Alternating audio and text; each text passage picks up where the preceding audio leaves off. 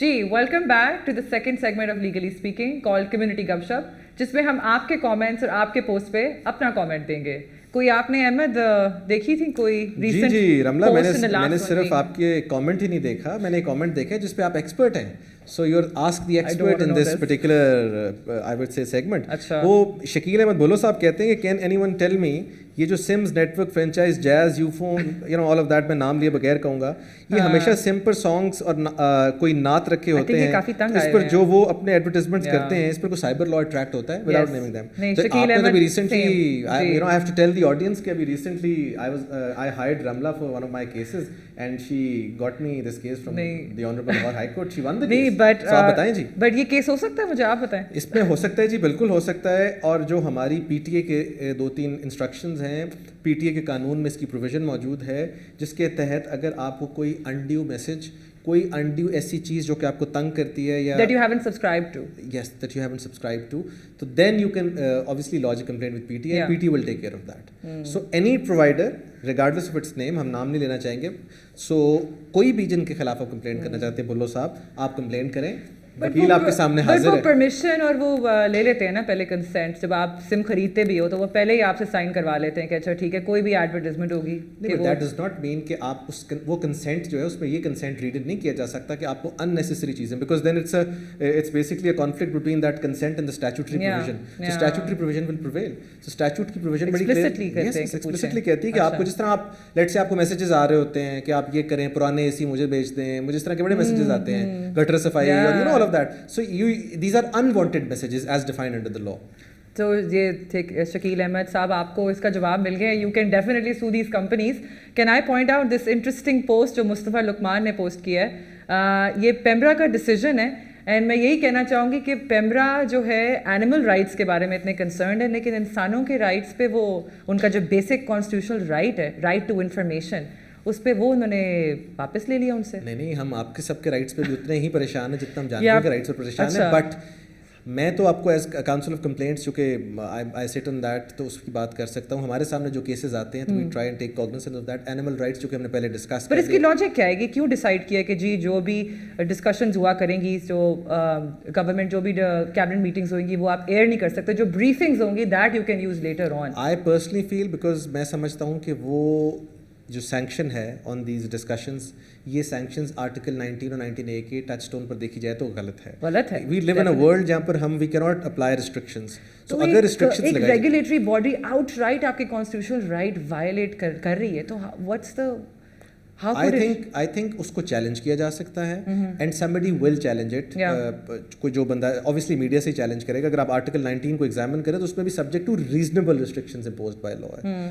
Reasonable restriction ہے کہ نہیں ہے وہ عدالت فیصلہ کرے گی. لیکن سینسرشپ نہیں کرتی, آٹومیٹکلی کہتی ہے ٹھیک ہے آپ نہیں ایئر کر سکتے. اس میں دیکھیں اس کی جو کنورس سائڈ بھی دیکھنی ہے کہ جو کیبنٹ کی میٹنگ ہے اس پہ بہت ساری کیا سرائیاں ہوتی تھی کہ فلانے وزیر کی فلانے سے لڑائی ہوگی, فلانے کی فلاں. جب آپ کو کسی نے بریفنگ نہیں دی, نہ کرے میرا اگر ہوئی نہیں ہے, بیکاز وزیر پھر آ کے اس کی جسے کہتے ہیں وضاحت بیان کرتے تھے کہ جی ہم نے نہیں لڑے. So unless there is a press release from the government, اس کے بغیر تو پھر آپ کہیں جی فلانے وزیر کی فلانے سے لڑائی ہو گئی ہے, تو آپ تو you basically creating a situation. So it's a balance, but still I believe we leave in a world where you can't sort of sensor any thing unless it is unreasonable and that too on the touchstone of the constitution of Pakistan. پر اس کے علاوہ بھی میں نے یہ تو post چلے تھی, لیکن اس کے علاوہ شہباز صاحب کی پوسٹ جو ہے, ہاں یہ مجھے بہت, میں ملک شہباز خان کو تھینک یو کہنا چاہوں گی فار ہز ڈیٹیلڈ پوسٹ جو کہ کافی ایشوز کو ایڈریس کرتی ہے. میں چاہتا ہوں آپ یہ پوسٹ کرنا, یہ جو چیزیں لکھی ان کو تھوڑا پڑھ کے تو سنائیں نا آپ, بڑا انٹرسٹنگ ہوگا جب آپ پڑھیں گی. چلے آپ پہلے 5 پڑھیں. نہیں وہ تو ہم پڑھ لیں گے بعد میں, لیکن یہ ملک شہباز صاحب اور یہ مانور آصف ہماری جو ایک اور ممبر ہیں, وکیل آن لائن کی لائر ہیں, انہوں نے ڈومیسٹک وائلنس کی کوئری پہ اتنی ڈیٹیل اور اتنے تھورو انالیسس دی ہے.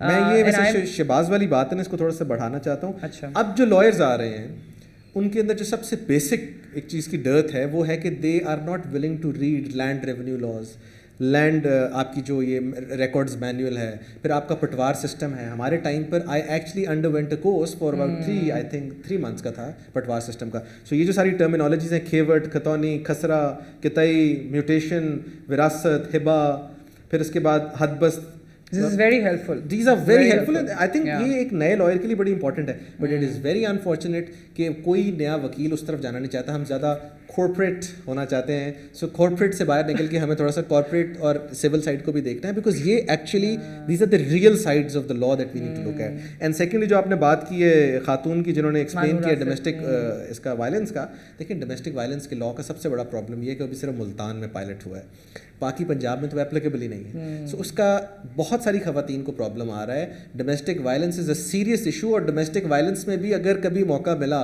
तो what I want to argue is because I have done a case जहाँ पर एक खातून मेरे पास आई थी कि डोमेस्टिक वायलेंस सिर्फ मारधाड़ नहीं होनी चाहिए, इवन जो आपकी फिजिकल अब्यूज़ के साथ साथ मेंटल अब्यूज़ है कि जो आपको कांस्टेंट गालियाँ देते हैं मर्द हजरात, या मर्द हजरात को खवातीन अगर देती हैं आइदर वे, इस चीज़ को भी दिट should be dealt with in accordance with law. So I believe कि ये जो एक is a growing subject and government of Punjab needs to implement this law through out Punjab, ताकि खवातीन के पास कोई रिकोर्स हो, वरना तो वो थाने जाने से डरती हैं. सो I think this is a very very important subject जिसके ऊपर उन्होंने कमेंट किया है. और अगर आप थोड़ा सा आगे चलें तो ये राना उमैर साहब को भी मैं थैंक यू कहना चाहूँगी. वो we have read your message and thank you so much for your contribution. मगर एक पोस्ट है जो मुझे बहुत, it's my personal favourite from the last week, that was असहाब चांदी साहब की पोस्ट, जिसमें he posted an investment agreement जिसकी वो कॉन्फर्मेशन चाह रहे थे और लॉयर्स का पर्सपेक्टिव चाह रहे थे.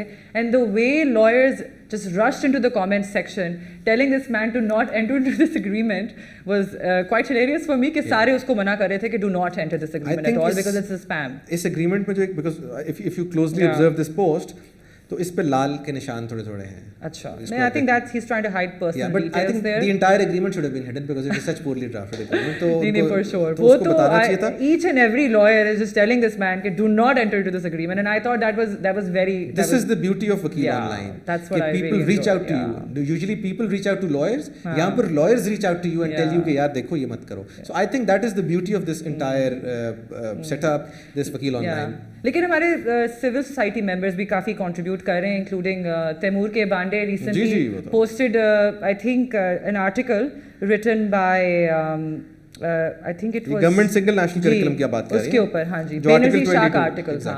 एंड उसमें वो काफ़ी उन्होंने इश्यूज फ्लैग किए हैं जो I think lawyers of the group have to take into consideration, specially the fact that article 22 इनका वायलेट हो रहा है in non Muslims minority students का in the schools, because what they're doing is they're saying कि ठीक है आप subject select कर सकते हैं, you can pick religious education over Islamiyat, you have a choice.